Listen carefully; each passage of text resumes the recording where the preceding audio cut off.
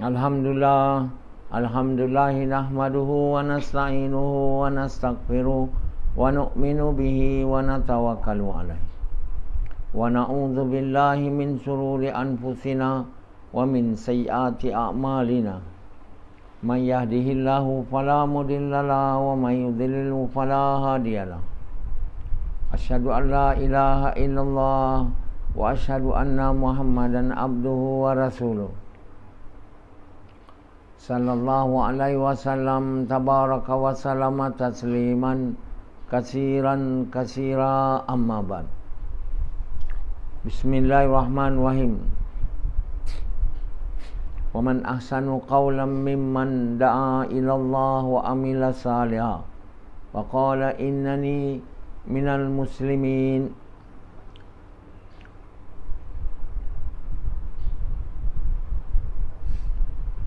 Tuan-tuan, bapa-bapa sekalian dan ibu-ibu sekalian, kita manusia dan kita adalah salah satu ciptaan Allah SWT yang sangat unggul atau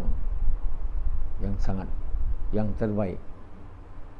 Allah bagi tahu bahawa kita ni sebaik-baik kejadian. Jadi untuk menjadikan kita sebaik-baik kejadian, maka Allah bagi kita agama. Bukan saja bentuk, rupa kita sebaik-baik bentuk dan rupa, tapi juga Allah mahu kita mempunyai perangai, perbuatan atau akhlak yang baik. Haiwan tak diberi agama, begitu juga malaikat.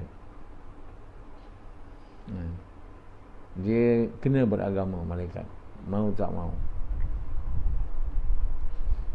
Haiwan tak ada agama, dia boleh buat apa dia nak. Bukan dia juga dia kena ikut peraturan, tapi dia macam nak bersetubuh boleh dengan mana-mana haiwan yang lain. Dia tak perlu kahwin. Makan dia tak perlu baca bismillah dan yakin Allah bagi makan, Allah bagi kenyang, dia tak payah. Itu maksud saya. Tapi haiwan juga diperintah makan ini, tak boleh makan lain. Dia tak boleh suka-suka nak makan makanan yang bukan Allah tentukan untuk dia. Kalau dia makan juga dia jadi sakit juga. Kita tengok macam mana ayam kan makan cacing kan, tapi tak boleh ayam makan singa. Ada? Singa boleh makan ayam. Jadi kita lihat di Sarbana tu kan, binatang-binatang mengejar-ngejar satu sama lain. Zirafah tu dikejar oleh singa. Dia dengan tingginya lalu lah. Kadang singa 2-3 ekor keliling dia. Boleh juga dia lepas, kadang tak lepas.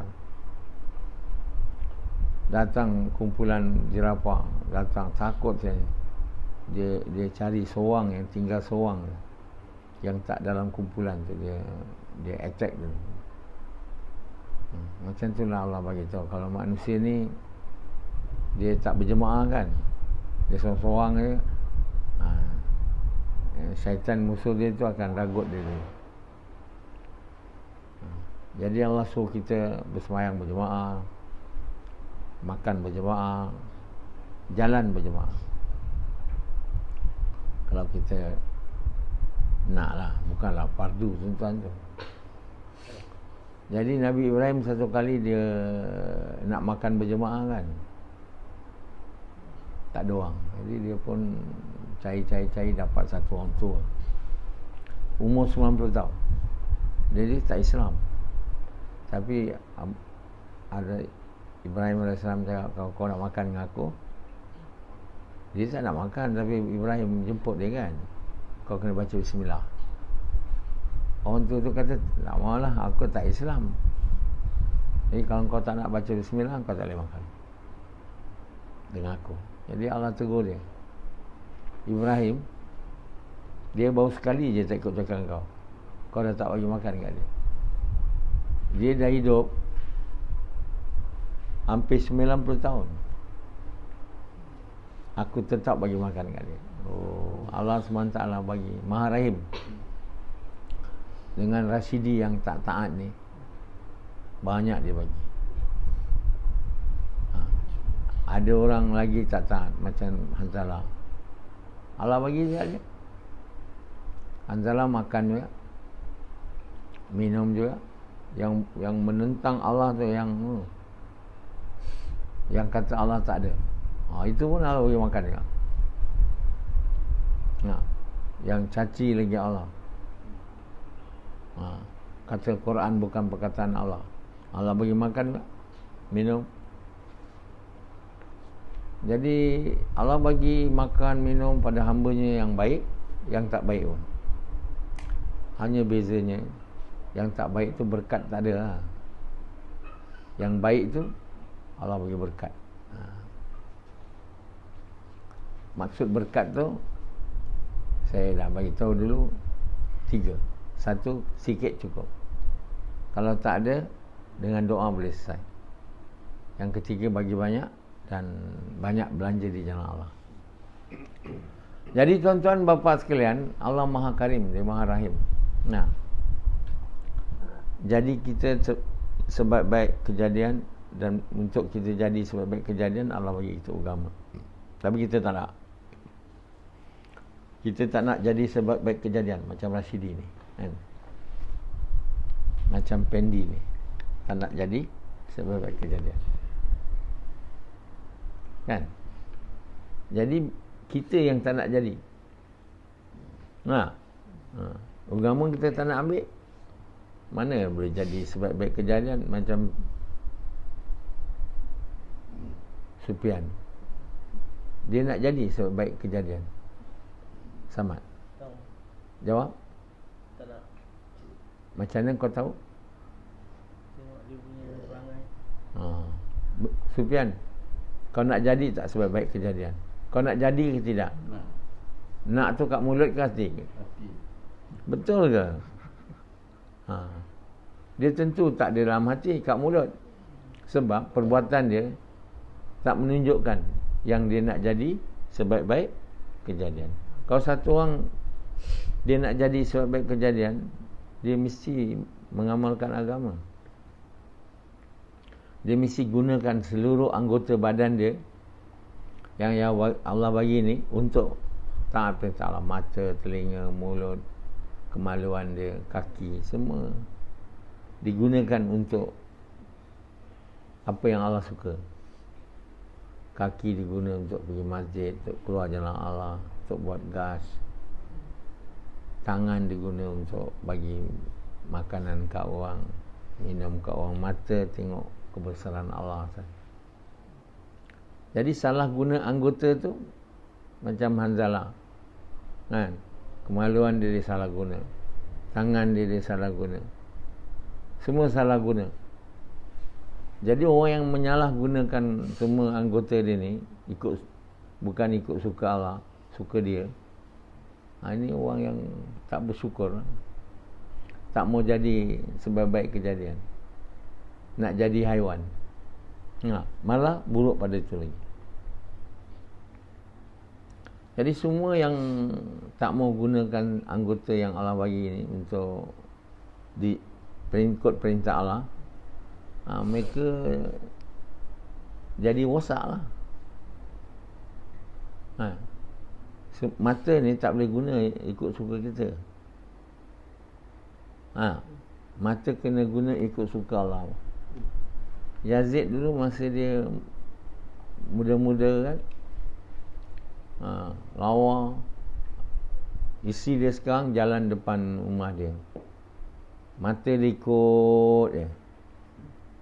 Dia kata sedapnya kalau dapat perempuan ni, kan? Dia cakap sedapnya kalau dapat perempuan ni, seksinya, kan? Itulah dia guna mata. Pendi juga begitu juga, kan? Tengok je Rasidi macam tu, tengok perempuan tu Bukan tengok perempuan, tengok dia punya punggung tu. Perempuan tu cakap, abang, kan, si satu haji tu haji aja. Dia pandang saya macam saya tahu. Jadi inilah kelakuan banyak orang lah yang iman tak ada. Kadang berserban juga, berjubah, tapi mata tak dijaga. Bila tengok perempuan, tengok titik dia. Tengok puntut dia. Ini antara bahagian-bahagian yang syaitan bertinggi.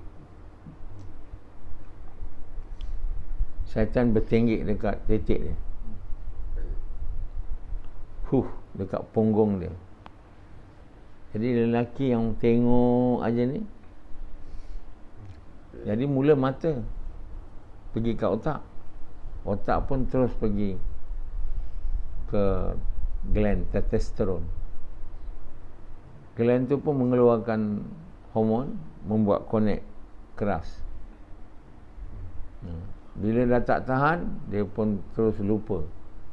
Rogol perempuan tu. Banyak yang salahkan lelaki je, berlakunya rogol ni. Tapi macam mana lelaki tu tak merogol dia, dia dah lupa dah. Dia punya kemaluan dah keras. Sebab mata dia tengok kat situ yang menggoda tu. Jadi Allah perintah kita bila begitu, bila nak tu, kita tunduk pandangan. Kalau kita muda-muda memang tengok perempuan dia tak boleh tahan, mesti kena tunduk pandangan. Tidak, iman kita rosak kalau kita tengok mata ikut suka kita. Macam Hanzalah. Kenapa kita minat dekat perempuan? Sebab apa? Tak, kenapa kita minat dekat perempuan tu bila kita tengok dia? Sebab kita tengok, mata kita tu tengok, syaitan letakkan gairah kat kita. Ini baik untuk kamu. Kalau kamu dapat setubuh dengan dia, macam Trump kan, dia kata dia Princess Diana ni memang cantik sangat. Orang tanya dia, kau sedia tak kalau dia nak bersetubuh dengan kau? Tentu sekali, dia kata. Selamba, dia jawab. Itu dia bukan Islam kan, itu memang kerja dia orang lah. Ini bersetubuh ni tak perlu kahwin orang sana. Kalau nak buat kerja tu duduk sana lah, sini tak boleh. Kalau duduk dekat negara barat tu, selagi suka sama suka, dia tak jadi kesalahan. Siapa saja kau boleh bersetubuh, kau tak payah ni. Tapi kalau perempuan tu tanda, kau rogol dia atau kau kacau dia, dia dah jadi kesalahan di sana. Dia panggil sexual harassment. Dah kena dah. Dia tak boleh ngok-ngorat dari sana dengan orang tak suka kau. Tapi ada cara lah nak supaya dia suka, kau buat apa pun tak salah. Jadi di sana dah jadi macam tak payah kahwin. Hari ni kalau satu orang dia kahwin, dia nak buat seks, dia kena kahwin. Macam di negeri Islam ni, orang kahwin sebab nak buat seks. Tujuan kahwin nak buat seks. Ini tak betul sebenarnya. Jadi orang bukan Islam ni, dia ada keperluan seks. Jadi dia boleh dapat seks tanpa kahwin. Untuk apa dia kahwin? Ronaldo tu, banyak perempuan suka dia, banyak dia buat seks, banyak perempuan pula tak dia tak kisah. Ada pula keluar anak pula perempuan, dah jadi anak Ronaldo, tapi bini dia tak ada. Jadi banyak anak dia, pemain bola, minat orang, kaya pula. Tapi yang tak ada duit, kenalah main pelacur kan, tak ada orang suka dia. Kalau macam Ronaldo tak payah, anytime dah kan, dan juga seksius, bintang-bintang filem yang dikatakan the hot one. Banyak perempuan. Jadi sekarang dia tak perlu kahwin. Ada kala dia nak kahwin. Sebab kahwin di sana jadi susah. Bila kamu dah kahwin, kamu dah sign kontrak. Bila kamu cerai, harta bagi dua. Ikut hukum undang-undang sivil lah. Jadi banyak lelaki-lelaki Cina tua, dia kahwin dengan perempuan Cina muda dari Cina. Dia kahwin dengan lelaki itu kat Malaysia, kaya tu, lepas tu dia cerai. Dari tak ada duit, dia dapat banyak duit, setengah harta.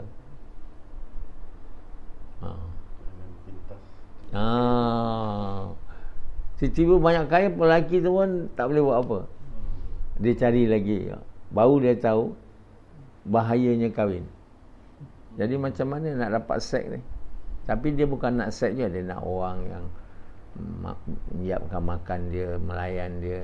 Kena ada isi ni. Kalau nak seks je tak boleh. Perempuan lepas tu belah lah dia. Jadi dah jadi satu masalah. Banyak lelaki-lelaki tua Cina yang kaya kahwin dengan perempuan Cina muda sekejap je. Dia orang semua mata duitan. Kahwin bukan nak, dia nak seks, lelaki tu nak seks, dia nak duit. Jadi tuan-tuan bapa dia, lelaki dia nak seks, perempuan lebih nak duit lagi, dia tak nak seks sangat. Jadi kadang-kadang dia orang kahwin dengan lelaki tua yang banyak duit. Dia bukan nak seks, tak apalah, dia tak ada seks, duit saya dapat. Itu dia orang kata gold digger. Bila tengok je perempuan muda kahwin dengan perempuan tua, dia orang mula, ni perempuan ni memang gold digger, cari duitnya. Perempuan muda yang tu cakap, aku tak ada gold digger, yang lelaki yang aku kahwin ni tak kaya. Dia umur dah 75, tua tu, dia umur 25. Semua orang cakap dia gold digger. Saya tak gold digger dia lang. Bukan semua lah yang tu, dia dah jatuh cinta. Anak dia pun sama kelas dengan budak perempuan tu. Dia jumpa kat bar. Jatuh cinta, kahwin. Dia 72, dia 25. Jadi tuan-tuan bapa sekalian, manusia ni bila salah guna mata, salah guna telinga, bila guna saya dengar benda tak baik je. Mulut cakap yang tak baik.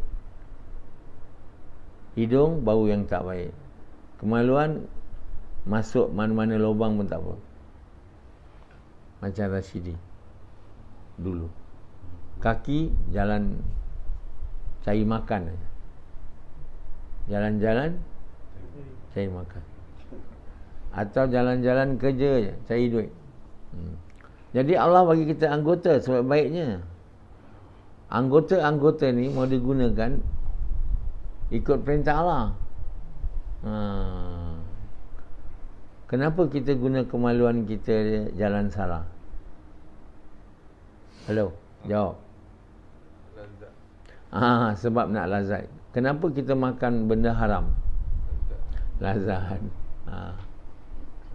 Lazat itulah kita gunakan mulut untuk makan babi, minum arak.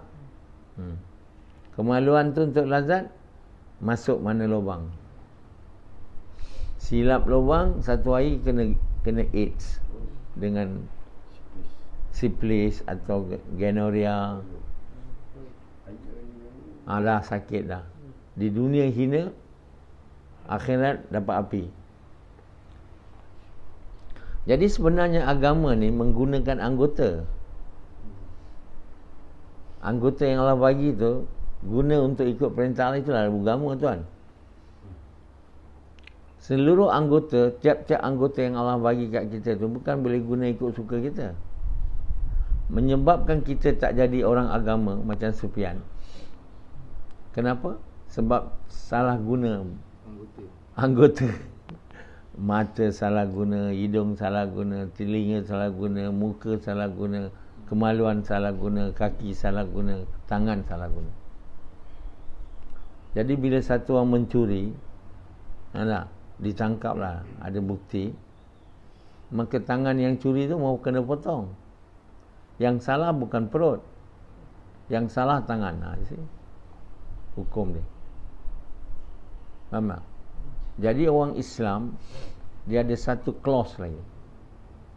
Dia boleh tak potong tangan bila dia sedia taubat. Dan tanda dia sedia taubat, dia sedia bagi nyawa hidup dia untuk buat kerja Nabi Muhammad SAW sampai dia mati. Tapi orang kafir tak boleh. Jadi bagi orang kafir yang mencuri, dia yang kena potong tangan. Undang-undang potong tangan tu bukan untuk orang Islam je, yang macam PAS faham. Dia pada semua orang, Islam tak Islam. Macam Allah suruh kita bagi zakat, bukan pada orang Islam je. Kita bolehlah dulu ke orang Islam, tapi kita boleh bagi pada orang bukan Islam zakat. Jadi semua perintah-perintah Allah dalam Quran itu bukan untuk orang Islam sahaja. Dia untuk orang Islam bukan Islam. Orang bukan Islam, bila Allah mau dia ucap kalimah, itu perintah yang dia perlu taat dulu. Ada Allah bagi tahu orang bukan Islam tak payah ucap kalimah dalam Quran. Tak payah curi, tak payah potong tangan. Tak. Semua undang-undang di dalam Quran tu untuk manusia. Hanya bezanya setengah tak nak mengucap. Mengucap pun tak nak, takkan potong tangan tak. Semayang tentulah tak nak, mengucap pun tak nak. Macam Sufyan, dia nak mengucap, tapi buat kerja dakwah dia main-main aja. Semayang main-main aja. Itu macam tu lah. Jadi orang bukan Islam, kalau dia mencuri, dia mesti kena potong tangan. Kalau tak mau potong, mau masuk Islam dan taubat. Itu sebenarnya. Dr. Mahathir, apabila hudud PAS, kata potong tangan ni untuk orang Islam saja. Mahathir kata ini tak adil. Islam tu agama adil. Dia dia menentang hudud. Dia kata ini bukan hudud Islam, ini hudud PAS. Betul tak? Marah PAS. Dalam hati PAS, syaitan, kafir. Tapi dia tak kira. Dia cakap apa yang dia faham lah. Pada dia itu tidak adil. Macam mana pula orang Islam semua tangan hilang yang mencuri, yang bukan Islam tak tangan potong. Walhal ambil, bukan mencuri, rasuah. Orang rasuah ni orang mencuri.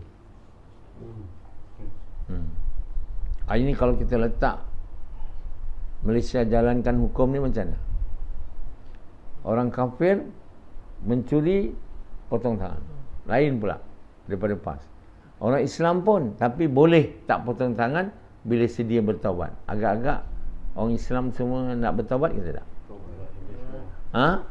Tapi tak boleh cakap saya bertaubat. Dia kena jadi orang beriman beramal soleh, baru taubat itu diterima. Untuk dia jadi orang beriman soleh, dia mesti buat segala yang fardu, tinggal semua yang haram. Yang fardu pertama kena buat kerja, mengajak manusia kepada kebaikan, mencegah kemungkaran dengan cara Nabi SAW, dengan korban harta diri. Setiap hari kena buat kerja tu di tempatan dia. Dalam sebulan 3-4 hari dia kena keluar buat usaha di bandar dia. Dalam setahun dia kena keluar, sama ada 4 bulan, 2 bulan, 40 hari untuk buat usaha di negara dia dan di negara jiran di seluruh dunia. Korban harta diri dia. Dan dia kena semayang 5 waktu berjemaah kalau dia lelaki. Dia tak boleh semayang rumah. Perempuan di rumah. Dia kena puasa bulan Ramadan. Semua kena buat tu. Dia kena bayar zakat. Dia kena pergi haji last. Baru dia boleh. Dan semua benda-benda yang haram dia kena tinggal sampai tahap itu. Dan fardu semua dia kena buat. Kalau dia sampai dah tahap tu, baru dia boleh taubat, dia diterima. Tapi kalau dia berhenti, dia kata aku dah diterima, lepas aku dah tak nak buat lagi, lepas tu dia buat dosa lagi, tak boleh sampai mati. Mana dia semua buat 5 rukun Islam tu, dan semua fardu dia buat. Yang lain, sunat muakkad tu tak payah, tak apa kalau dia tak buat. Dan semua haram mesti tinggal. Itu antara tanda-tanda dia. Orang beriman, beramal saleh.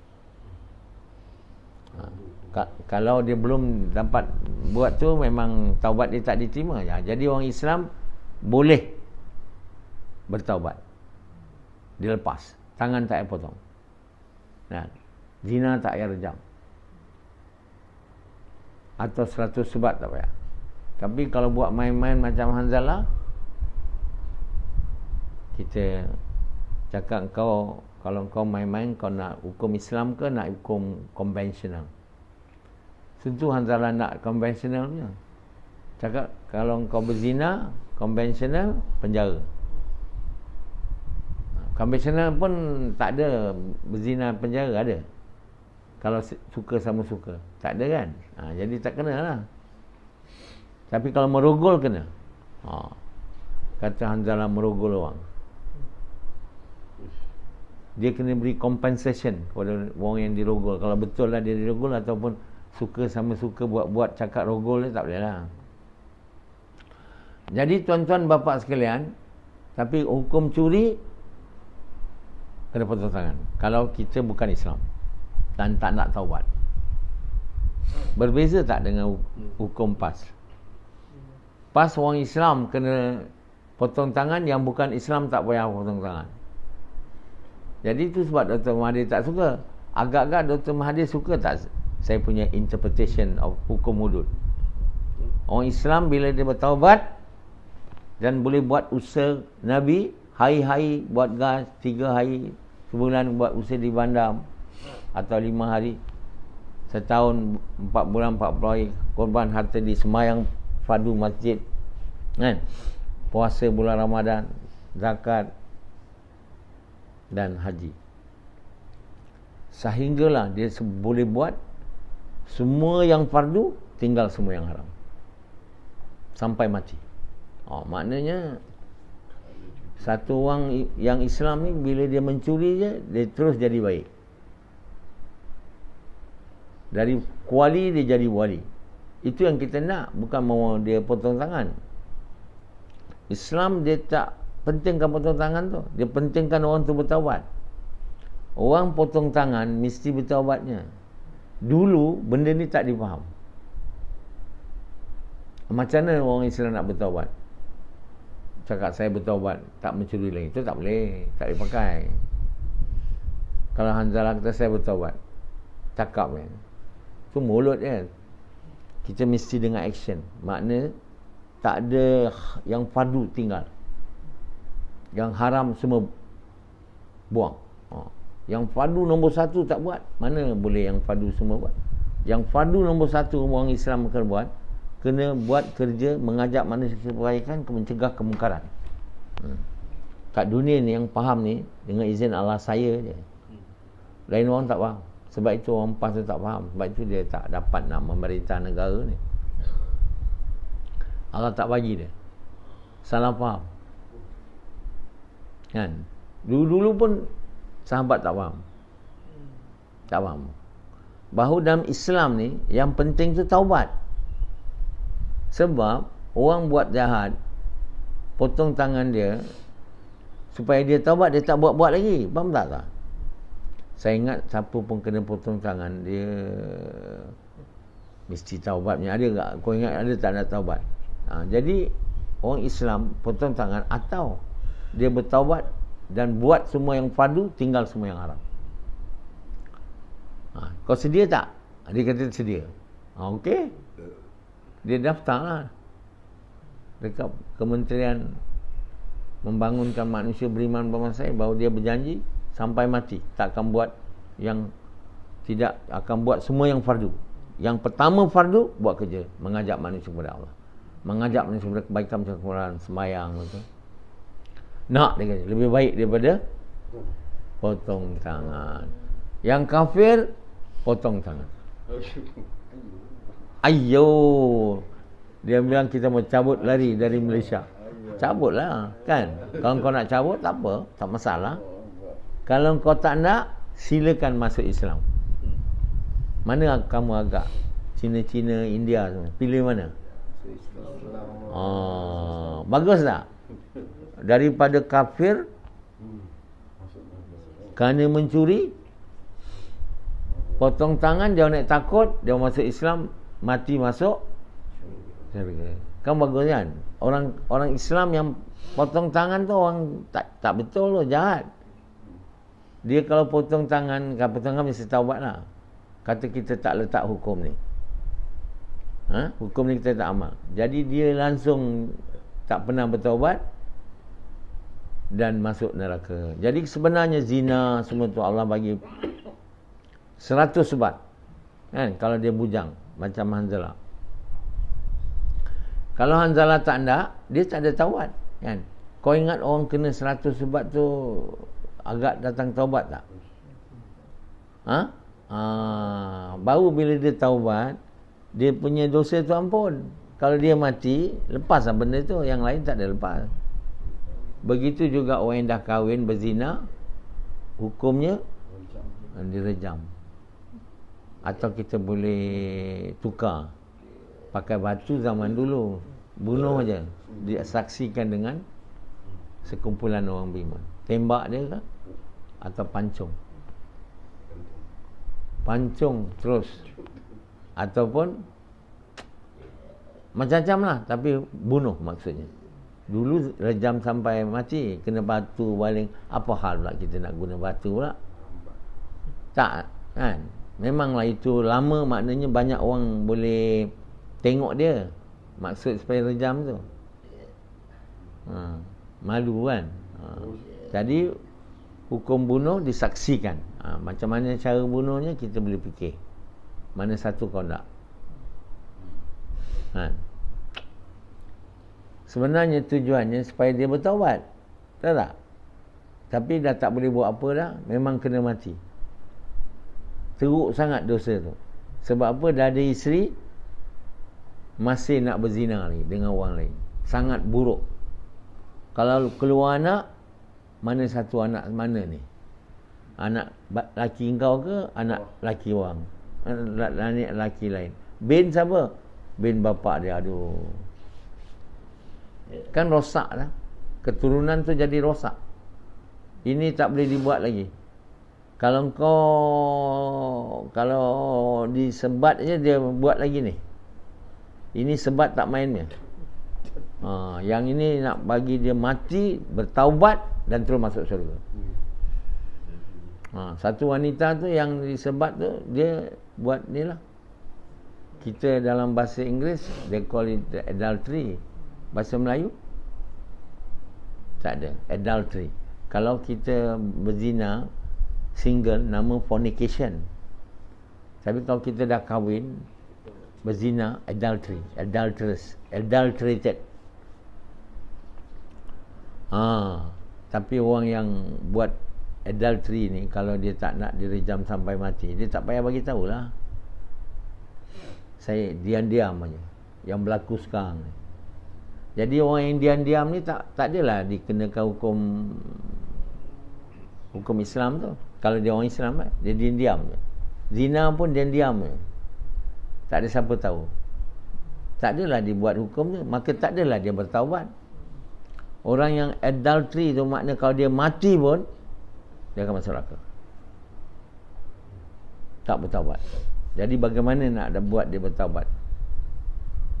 Dia kena betul-betul lepas bertaubat dan tinggalkan semua yang haram, semua buat yang fardu. Yang pertama fardu kerja. Dan direkod lah. Dia kena report polis. Sama ada dia buat kerja tu tidak, atau dia main-main. Kalau dia buat main-main, dia kena ikut hukum. Kalau dia kata dia tak nak hukum rejam, dia nak hukum. Tapi kalau civil, kalau sendiri buat, tak payah. Kan? Adultery ni pun kalau suka sama suka, tak ada. Kalau kau nak hukum civil, kau bebas lah. Masuk neraka jalan nanti. Itu Islamnya. Tapi kalau kau nak hukum Islam, kau kena mati. Kau tak ada pilihan lain. Nak hidup tak boleh. Dosa besar. Besar sangat. Kalau Hanzalah dah kahwin, buat zina lagi, itu memang kena mati lah. Kalau dia nak ikut Islam, dia rejam. Ya. Tapi kalau dia tak nak, dia kata tak nak ikut hukum Islam. Okey, kalau nak buat ikut hukum biasa lah. Hukum biasa tak ada, lepas. Tak payah. Hanya tunggu akhirat je. Masuk neraka. Enak macam kamu semua ni dulu berzina, tak ada report pun berzina. Banyak perempuan kamu taruh. Yazid ada taruh lebih kurang 6 perempuan. Rashidi 1 perempuan, 8 kali. Jadi kamu kena bertaubat sebenarnya. Kamu tak nak Islam ni, tak ada mengadu saya nak disebat satu sultan, tak ada. Betul tak? Jadi kamu hanya boleh bertaubat dan buat kerja ni, tak buat pula betul-betul. Bila tak buat betul-betul, taubat tu tak diterima, zina yang kita buat tu masih kekal dalam buku catatan. Jadi di akhirat nanti kita kenalah kan. Tapi dah kalau dah kena 100 sebat tu, tak adalah lagi dalam buku catatan, dah taubat betul-betul punya. Faham? Hilang lah dia. Saya ingat orang yang sebat 100 ni memang isi taubatnya tak, kalau dia tak boleh kan. Jadi sebab itu Allah suruh kita hukum tu dibuat. Bukan Allah suka tengok kita mati, atau suka tangan kita dipotong, suka kita dirotan. Tak. Allah tak ada suka tu semua. Allah mau kebaikan untuk kita. Allah mau kita bertaubat. Tahu tak? Dan taubat tu menyebabkan kita kembali membuat segala yang fardu, meninggalkan semua yang haram. Faham? Dan kita mati, masuk syurga, dan perbuatan zina kita tu dipadam daripada buku catatan kita.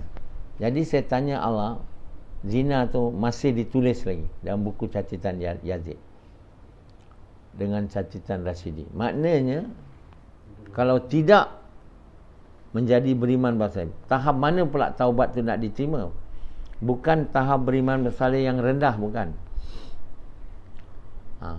Taubat tu diterima apabila menjadi orang beriman beramal saleh tahap tinggi. Kalau betul ya Allah, pas. Iaitu bila kamu dah dapat khusyuk dalam sembahyang.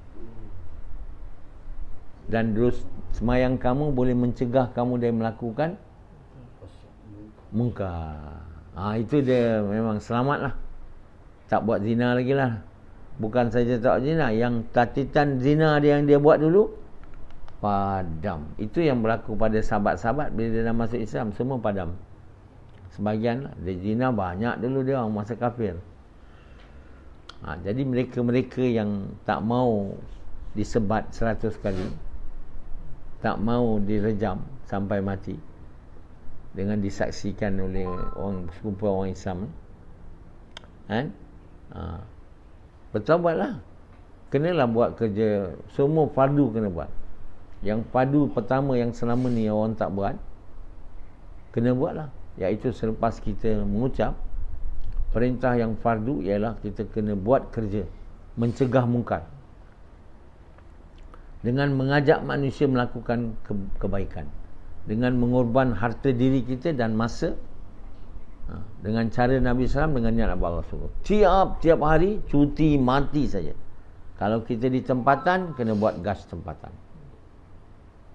Kalau kita di sebulan sekali, kita kena keluar 2-3 hari, 3-4-5 hari untuk buat usaha di bandar. Setahun sekali kita kena keluar 40 hari, 20 hari, 40 hari, 2 bulan. 4 bulan untuk buat usaha dalam negara kita dan seluruh dunia. Macam kalau tak sedia tu, kamu punya sebab kamu tak kena rautan, dosa kamu tu dalam buku catatan kamu sampai mati tak dipadam, maka tunggulah pada mahsyar. Di padang mahsyar nanti Allah bila adili kamu, semua orang nampak tau. Padang mahsyar tu dia luas, flat. Satu-satu Allah punya dia. Kalau Allah nak nak adil, siapa yang berkait dengan dosa yang kita buat tu akan boleh menuntut daripada kita. Tak boleh bebas. Dan setiap orang kan waktu tu boleh kenal. Boleh kenal orang yang dia buat dosa tu. Semua orang akan diadili dengan seadil-adilnya oleh Allah Maha Besar. Kamu malu tak, Sufyan? Baiklah di dunia ni bertaubat sesungguh, jadi orang beriman beramal saleh tahap tinggi dengan mengorban segala harta tau. Maksudnya harta kamu ni kamu tak pakai ikut suka kamu. Mesti banyak bagi sedekah. Hari-hari sedekah. Guna apa yang perlu saja. Dan kamu kena bagi masa kamu, tinggal bini, anak, kerja untuk buat kerja ni, mengikut mesyuarat. Itu maksudnya seluruh harta, masa semua dengan mesyuarat. Mesyuarat putus ni jalan. Tak ada cakap tak sedia, tak mau tak ni. Kalau kamu mahu jadi orang beriman, beramal saleh tahap tinggi, di mana kamu dapat khusyuk semayang, kamu dapat jadi muslim, doa kamu dikabul, buruk kamu semua padam. Bukan padam je, ditukar jadi baik tau. Kalau tidak salah saya lah. Kan bagus.